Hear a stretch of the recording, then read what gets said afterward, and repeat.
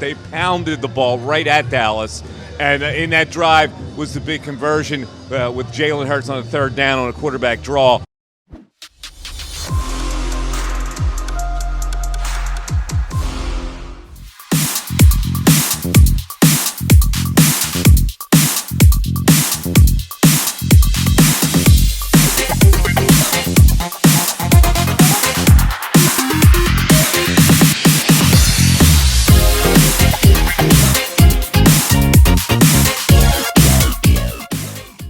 Welcome back to the Pond the Hockey post-game show. I'm Devin Caney.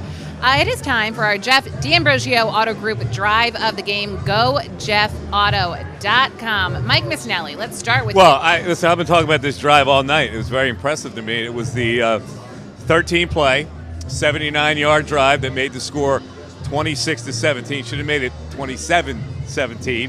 But 10 of 11 plays. First 11 plays, 10 of them were runs. They pounded the ball right at Dallas.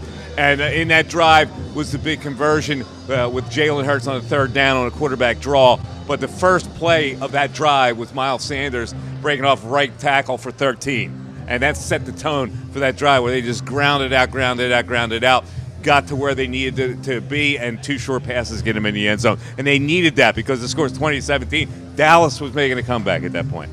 Well, the script was very similar to what it was a week ago. Arizona makes the game too close for company. The Eagles went on a 17-play drive. 14 of those plays were running plays and punching in the end zone to put a little distance between themselves. I have to agree with Mike. Dallas goes on a 93-yard march. They make it 20-17. Eagles get the ball back. They put a 13-play drive together, and they go up by 9. Should have been 10. So for me, like Mike, I'm going to make it 2 for 2. That is my drive of the game. Okay. You know, Devin, I had that one down too in my notes right here. But since they both picked that one, I'm going to go back to the first half, you know, the first touchdown that the Eagles scored. Because when they came out originally and they threw the ball 5 times in a row, you know, I was like, oh, my God, here we go. You know, they're going to take the way to win this game and throw it right out of the window. They come back the next series, and they go 15 plays, 80 yards. They eat up 7 minutes and 35 seconds. It ends, ironically, in the second quarter where they normally do all their damage. The first play of the second quarter, you know, is a 5-yard touchdown run by Miles Sanders.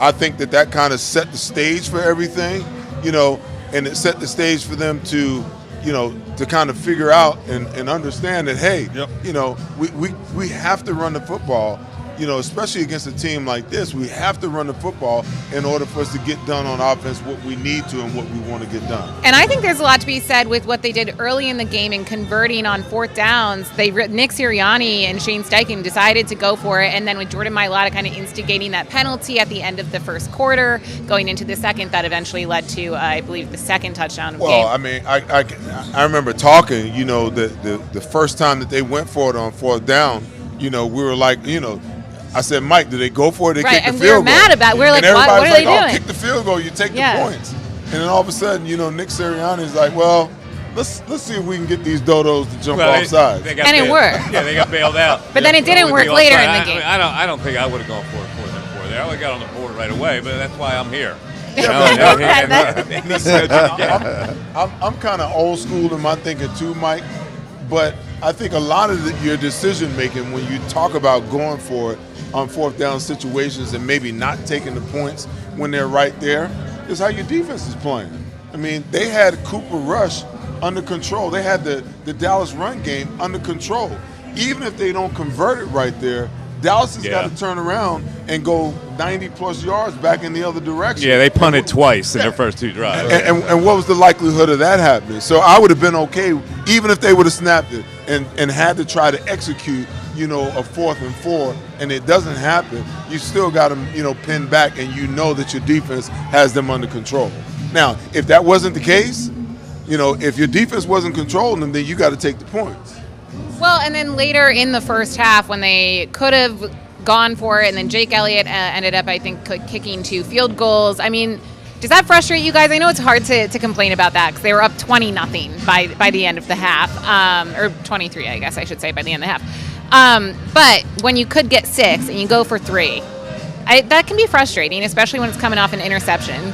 Well, no, you're right about that. You would love to get a touchdown off a short field.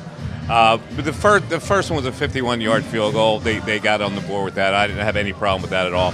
And, at that point, no, I didn't have a problem with them kicking a field goal. Yeah. I mean, put them up 20-0. That field Right. goal, I'll take 20-0. It's such a unique problem to have right now, guys. It's like we're nitpicking at this point at the Eagles. I mean, they did have a short field. They got the ball at the 43 after that interception. So, you want to take advantage with that kind of great field position. But give the other team a little credit for playing defense. In a game like this, they needed every bit of those 6 points they got off the field goals. With today's analytics, sometimes it drives you nuts when they decide to go for it on 4th down. But, at least the coaching staff is smart enough to know, okay, let's cash it in right now and get what we can. Especially when you look at the ebb and flows, the Eagles had the Cowboys offense right where they wanted them. So obviously they felt at that particular time taking the 3 was enough because they didn't feel Dallas could do much of anything against their defense at that point. But let's talk about we haven't really talked about the decision to go for 2 instead of going up 27-17. Like we're talking about, well, what does the 2 get you? It really doesn't get you really anything because they can get an 8-pointer and a 3-pointer to tie. So what was the advantage? I'm trying to get into Sirianni's head because he's obviously hasn't done many things wrong. But what was he thinking there? There is no advantage. The only thing I can think of, you just want to rub Dallas's nose in it a little bit. Okay, if you're going to get a personal foul, okay, then we'll go ahead and take the 2 and rub your nose in it. Other than that, there was no advantage to going for 2. I'm looking at this. I'm like, kick the field goal, move them up on the kickoff, kick the ball up in the stands, and make them start on the 25, rather than giving that kid another chance, to run a darn kickoff back. I mean, he almost ran 3 kickoffs back. Because if you go up by 10. They're not going to try to get 8. No, they're going to make a 7-point touchdown anyway. Right. So I don't understand what he was thinking. Yeah, and it was also a terrible play call to get those extra points, and it didn't work out. But it's okay because eventually the game did work out for the Eagles. All right, that does it for our Jeff D'Ambrosio drive of the game. GoJeffAuto.com. Stick around because the Pond the Hockey postgame show is coming back after this break with some game balls. It's a fall car fest, and Jeff D'Ambrosio, Destination Downingtown, says, yes, you can. Jeff says, yes, you can choose from over 1,000 vehicles in stock with no wait. Yes, you can still get low prices, leases, and big discounts. Yes, you can still get low interest financing. And Jeff always says, yes, you can have a real deal buying experience without the hassle. When the other dealers say, no, you can't, Jeff says, yes, you can. Jeff D'Ambrosio, Destination Downingtown. Nobody treats you better. Jeep Adventure Days.